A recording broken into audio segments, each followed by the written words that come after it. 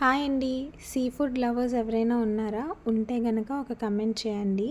అలాగే పర్టిక్యులర్‌గా ఈ కాంబినేషన్ ఏదైతే వేడి రైస్‌లో చేపల పులుసు, ఇంకా చేపల ఫ్రై నంచుకొని తినే కాంబినేషన్ ఎవరికైనా ఇష్టం ఉంటే గనక ఒక లైక్ వేయండి.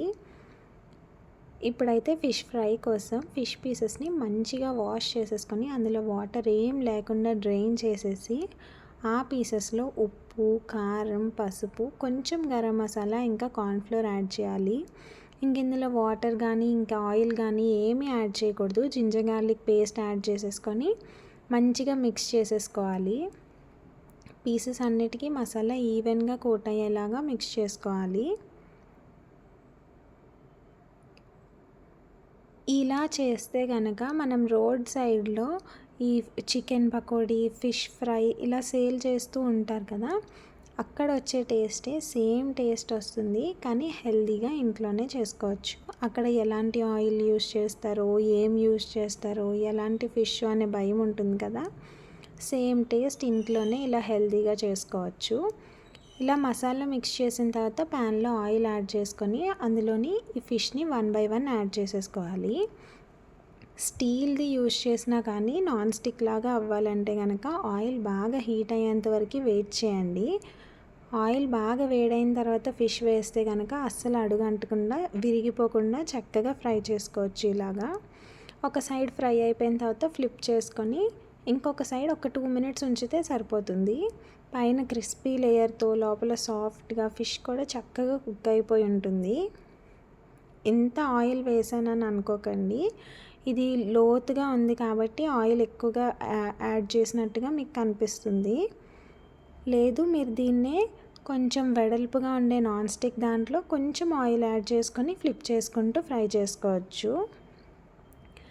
ఈ ఆయిల్తోనే పులుసు చేసుకుంటే పులుసు టేస్ట్ ఇంకా బాగుంటుంది. మా అమ్మమ్మ చేసే స్టైల్ ఇది. ఈ ఫ్రై చేసే ఆయిల్ ఏదైతే ఉంటుందో అదే ఆయిల్లో పులుసు పెడుతూ ఉంటుంది.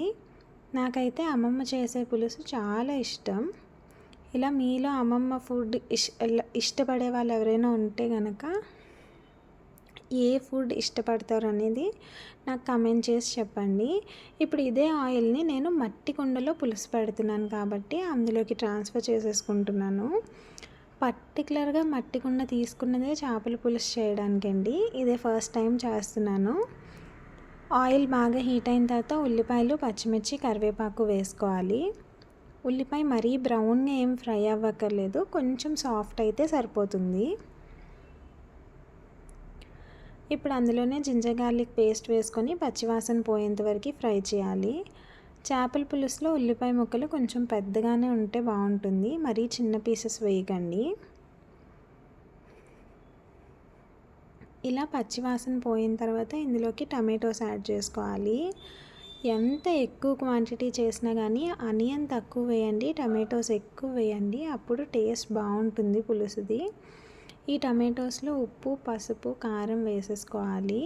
ఉప్పు వేసి కొంచెం సాఫ్ట్ అవ్వనివ్వండి ఫస్ట్ టమాటోస్ని. టమాటోస్ చక్కగా సాఫ్ట్ అయిపోయాయి అన్నప్పుడు కారం కూడా యాడ్ చేసేసి మంచిగా మగ్గించుకోవాలి. ఆయిల్ పైకి తేలేంత వరకు, టమాటోస్ కుక్ అయ్యేంత వరకు.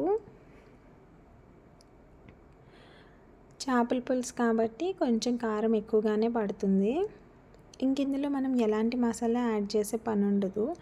ఎప్పుడైనా చేపల పులుసు ఇలా సింపుల్గా తక్కువ ఇంగ్రీడియంట్స్తోనే చేయండి. ఇందులో అనవసరమైన మసాలాలు యాడ్ చేసి దాని టేస్ట్ని పాడు చేసే పని లేదు. నేనైతే పులుసులో పీసెస్ ఎవ్వరూ ఇష్టపడరు కాబట్టి మా ఇంట్లో ఇందులో నేను ఇలా ఈ తల ఇంకా బోన్స్తో ఉన్న పీసెస్ ఉంటాయి కదా, ఆ పీసెస్ అన్నీ యాడ్ చేసేసి అందులోనే చింతపండు పులుసు తగినంత యాడ్ చేసేసుకొని ఒక్కసారి బాగా మిక్స్ చేసేయండి. బాగా అన్నానని తిప్పేయకూడదు, విరిగిపోతాయి కదా ముక్కలు వేసినట్టయితే. నేనంటే బోన్స్ కాబట్టి ఒకసారి కలిపేశాను.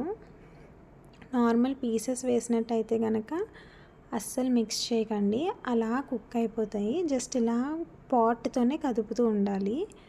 ఇలా బాగా మరిగిపోతున్న టైంలో ఒకసారి మళ్ళీ ఫిష్ ఉడికిందో లేదో చూసుకొని కొత్తిమీర యాడ్ చేసేసి ఇంకొక 2-3 మినిట్స్ మరిగించుకుంటే చేపల పులుసు రెడీ అయిపోయినట్టే. వేడిగా అన్నంలో సర్వ్ చేసుకుంటే చాలా టేస్టీగా ఉంటుంది. మీరు కూడా డెఫినెట్లీ ఒకసారి ట్రై చేసి ఎలా వచ్చింది అని నాకు కమెంట్ చేయండి. అంతే ఈ వీడియో. Thank you. Bye bye. Please subscribe.